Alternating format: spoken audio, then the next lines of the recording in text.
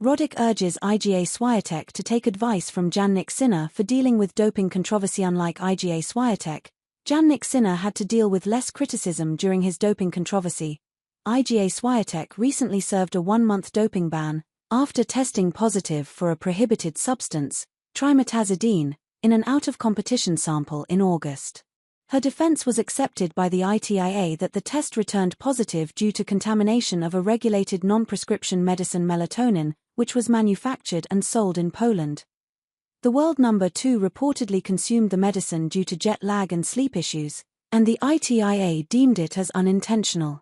The Polish star's suspension officially ended on December 4, 2024. Saw some high-profile doping controversies in tennis, as even men's world number 1 Jannik Sinner was caught in one during his triumphant US Open title run. But he didn't face any punishment, as an independent tribunal accepted his defense that it was unintentional contamination. But since then WADA have reopened the case again, asking CAS to investigate. The CAS hearing will be held next year. Unlike Swiatek, Sinner had to deal with less criticism and many of his colleagues also supported him. But for Swiatek, it has been different, and she has faced plenty of criticism lately for the short length of her suspension.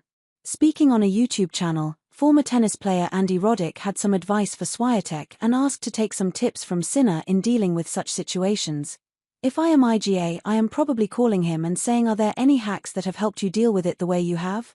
You have almost got better in the post-mortem of the announcement," he said. "There will certainly be things to deal with. She is going to get asked about it every time.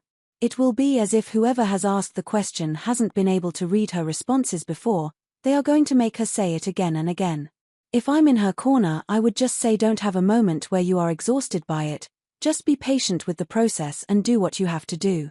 The more emotion you show, the more likely it is to be a story over and over again," he added. Swiatek reportedly tested positive-negative during the Paris Olympics, and it was only during her US tour in Cincinnati that he failed a doping test after taking melatonin tablets.